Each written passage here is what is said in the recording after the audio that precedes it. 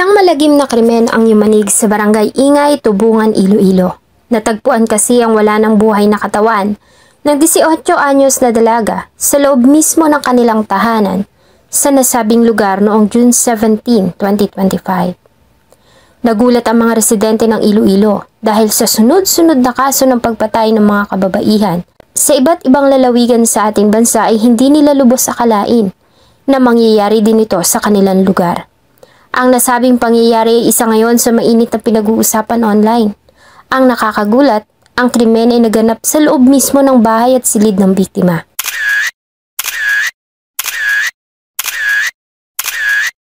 Bago ko po ipagpatuloy ang ating kwento, sa mga bago po sa channel ko at nais sa mga ganitong klase ng kwento ng krimen na nangyayari sa loob at labas ng ating bansa ay maaari pong pakipindot ang ating subscribe button at notification bell para ma-notify kayo pag may mga bago tayong upload na videos. 2025, nang makatanggap ng report ang tanggapan ng kapulisan sa Tubungan, Iloilo. Tungkol ito sa natagpuang wala ng buhay na katawan ng 18 anyos na dalaga sa loob mismo ng sulid nito sa barangay Ingay sa parehong bayan. Mabilis na rumisponde ang tauhan ng Tubungan Municipal Police sa nasabing report. Kasunod nila ang grupo ng SOCO na siyang expert sa crime scene analysis. Nang makarating sila sa lugar ay dinatnan na nila ang nagkakagulong mga tao sa labas ng isang modernong bahay na base sa kalagayan nito ay bagong gawa pa lamang. Wala pang pintura. Sa unang tingin ay masasabi mo na kung sino man na nakatira doon ay lubos na nakakaangat sa buhay kung ikukumpara mo sa mga ordinaryong mamamayan ng nasabing barangay. Nakatayo ang bahay sa malawak na espasyo na napapalibutan ng mga berdeng damo. Sa gitna nito ay naroon ang isang lumang kubo na yari naman sa may pinagdatig-datig na lumang yero at kawayan. Pagpasok nila sa loob ng bahay ay sumalubong sa kanila ang malawak na espasyo sa loob at wala pang masyadong kagamitan, marahil dahil sa hindi pa ito natatapos na gawin. Sa loob ng isang silid ay doon na nila dinatnan ang kalunos-lunos na kalagayan ng biktima. Nakahiga ito sa sahig na tila ba natutulog lamang, habang nababalutan pa ng kumot.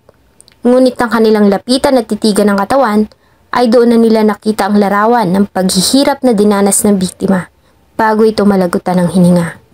Ma'am, last Tuesday na discover po yung isang babae sa loob ng kanilang bahay na wala na pong buhay.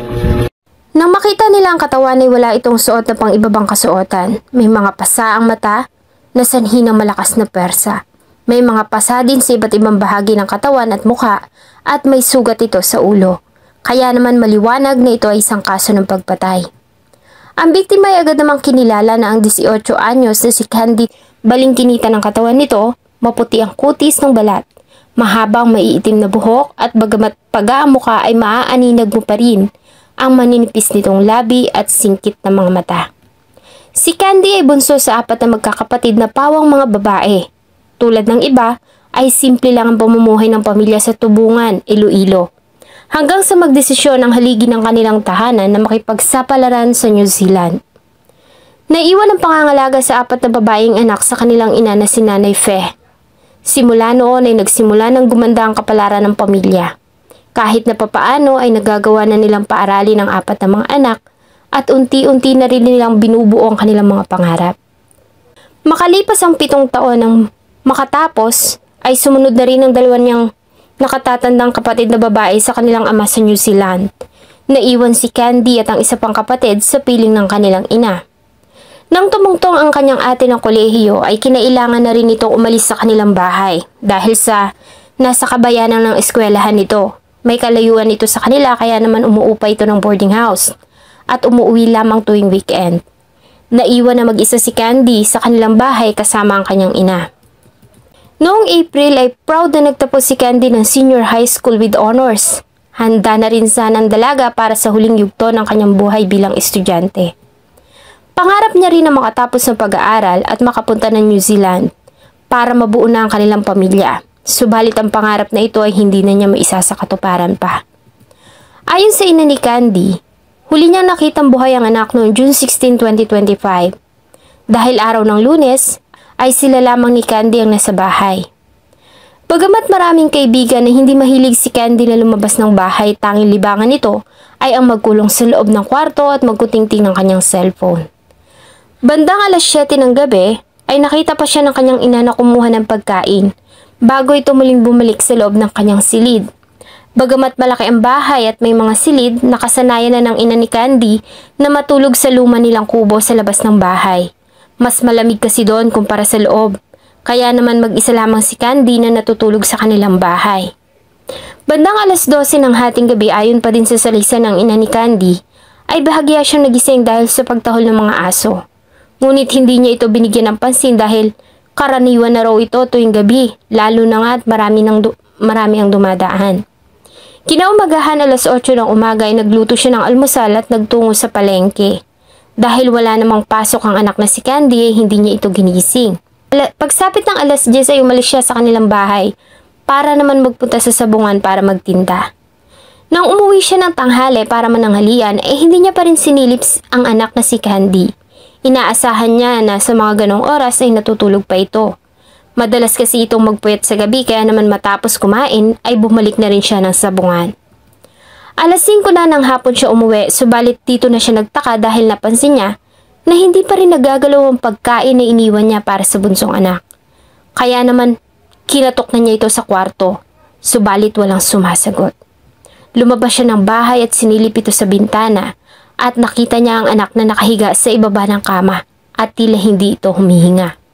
Dito na siya humingi ng tulong sa kanilang mga kapitbahay at tinulungan siya para mabuksan ang silid at doon na nga nila nakumpirma na wala ng buhay ang biktima. Mas nanlumo pa siya nang makita ang kalagayan nito at ang mga tinamo nitong pasa at sugat. Sa initial investigation ng SOCO ay nalaman nila na walang nawawalang gamit sa loob ng bahay. Wala din silang nakitang forced entry sa pintuan ng bahay. Ayon sa ina ni Candy ay talagang hindi nila nilalak ang pintuan sa kabahayan para mas mabilis siyang makapasok sa loob pag kailangan niyang gumamit ng banyo at may mga mahalaga siyang kukunin. Bagamat ayon dito ay naglalak naman ang pintuan ng anak na si Candy. Gawa sa matibay na kahoy ang pintuan at magandang klase din naman ang lock. Kaya noong una ayon sa mga pulis ay maaaring kakilala ng biktima ang suspect at pinapasok niya ito sa loob. Imbestigahan po ng ating mga pulisan yung pangyayari and based po sa investigation ng ating forensic unit, nalaman po na parang dinalaw po yung babae. And dagdag pa ni Captain Magilumuntan na maayos ang pagkakapwesto ng katawan ng biktima na tila natutulog lamang, kaya't pinaniniwalaan ng pulisya na sinadyang linisin at ayusin ng suspect ang kwarto pagkatapos ng krimen upang itago ang ginawang karumal-dumal na gawain. June 19, 2025 ay agad na naglabas ng autopsy report ang medical legal officer na si Dr. Owen Libakin at ayon sa kanya, base sa ginawa nilang pagsusuri sa katawan ng biktima ay positibo na ito ay ginahasa.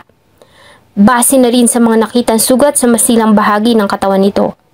Maliban dito ay nagtamo din ang biktima ng mahabang pasa mula sa noo hanggang sa pisngi sa kanang bahagi ng kanyang mukha na posible umanong sanhi ng pagkakabundol sa pintuan o sa gilid ng kama. May 4 din siyang pasa sa likuran ng kanyang ulo na pinaniniwala ang dulot ng suntok. Ayon sa medical legal officer ay hindi ito dulot ng matigas na bagay dahil walang bakas ng dugo sa kwarto. May mga galos din si Candy sa tuhod na maaaring pahiwatig na gumapang pa ito bago ito bawian ng buhay. Mayroon din itong mga galos sa hita at masailang bahagi ng katawan, malinaw na indikasyon ng panggagahasa. Walang sinayang na oras sa mga investigador. Agad silang nangalap ng impormasyon na maaaring may kinalaman sa krimen. Nagkaroon sila ng 7 persons of interest. Ayon sa kanila, ang 7 ay hindi magkakaugnay at hindi rin kamag-anak ng pamilya, kundi pawang mga kakilala lamang. Lahat ng mga ito ay sumailalim sa interrogation at kinuna ng mga DNA samples at fingerprints na siyang ikukumpara nila sa mga ebidensyang nakalap ng scene of the crime operatives. At lahat ng ito ay hindi tumugma hanggang sa noong June 20, 2025. 3 araw matapos ang krimen, ay sumuko sa kanilang tanggapan ng 33 years old at isang habal-habal driver na nagpakilalang si Aljun Halbuna. Residente din ng lugar at hindi na rin naman iba sa pamilya. Kapitbahay lamang nila kasi ito. Ayon sa kanila, ay matagal nang kilala ng pamilya si Halbuna. Madalas ay sinasakyan nila ito at may mga pagkakataon din na nakakainuman at nakakakwentuhan ito ng kanilang ama. Maayos naman ito sa pakikitungo sa kanila at hindi nga sumagi man lang sa isip nila na ito ang salarin. Sa pagsuko ni Aljun Halbuna ay nagkaroon ng liwanag ang kaso. Ayon sa kanyang sinumpaang salaysay, June 17 ng bandang alas 2:30 ng madaling araw nang umuwi siya galing sa inuman. Nadaanan niya ang bahay ng mga tabanda. Umihi siya sandali sa gilid ng kalsada bago niya tinungo ang bintana sa likuran ng bahay kung nasaan ang silid ng biktima. Hindi nakalak ang bintana at bahagya pa itong nakabukas. Mula sa labas ay nakita niya ang mahimbing ng natutulog na dalaga. Bagamat umaandar pa ang cellphone nito na nabitawan na niya, marahil ay sa labis na antok. Ayon kay Aljun, ay tumungtong siya sa puno ng malunggay at sumampa sa bintana hanggang sa tuluyan na nga siyang makapasok sa loob ng silid. Bagamat na makapasok ay agad namang nagising ang biktima at bahagya pa itong sumigaw ng sino dya o sa Tagalog sino ka. Sa pagkataranta ayon sa kanya ay agad niyang tinakpan ang bibig nito ng kumot. Ayon sa kanya ay nagpumiglas si Candy kaya nagkaroon sila ng physical wrestling o paglalaban sa pagitan nilang dalawa. Dahil nga nakainom siya ay aminado siya na nahirapan siyang pigilan ang pagpiglas ng dalaga hanggang sa mahulog sila sa kama.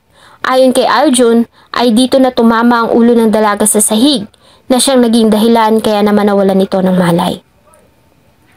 Nang mapansin niya na hindi na ito gumagalaw ay kinapa niya pa umano ang pulso ng dalaga at dito niya nakumpirma na wala na itong buhay. Napansin niya din umano na may lumabas na dugo sa ilong nito. Ayon kay Aljun ay tumagal pa siya sa loob ng silid ng 30 minuto bago siya tuluyang umalis. Tumakas siya pabalik sa parehong bintana na kanyang pinasukan. Isinara pa daw niya ang bintana bago siya tuluyang tumakas. Bagamat umamin ng suspect sa ginawang illegal na pagpasok at pagpatay sa biktima, ay mariin niya namang itinanggi na ginahasa niya ang dalaga. Maliban dito ay nakitaan din si Aljun na mahahabang kalmot sa kanyang leeg. Indikasyon na sinubukan ni Candy na gawin ang lahat para makaligtas. Nang tanungin ng mga pulis kung ano nagtulak kay Aljun sa ginawa niyang pagpasok sa bahay ng mga biktima at kung ano ang kanyang pakay sa loob ay tila naman nakakaloko pa itong umiti at sinabing wala siyang masamang balak sa dalaga. Nais niya lamang umano itong gulatin. Bagay na kahit sino yata ay hindi maniniwala.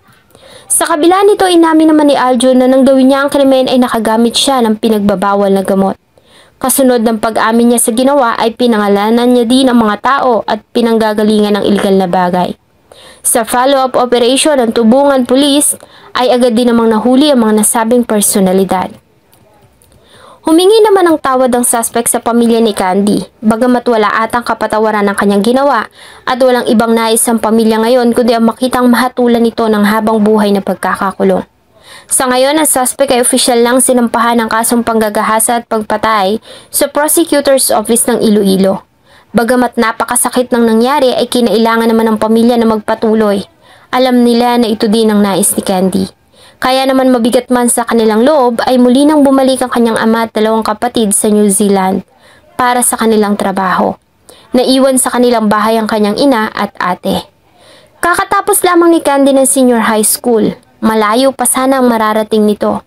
Sino namang mag-aakala na sa kabila ng hindi nito paglabas ng bahay ay sa loob mismo ng kanyang silid niya sasapitin ang karumal-dumal na pagpatay.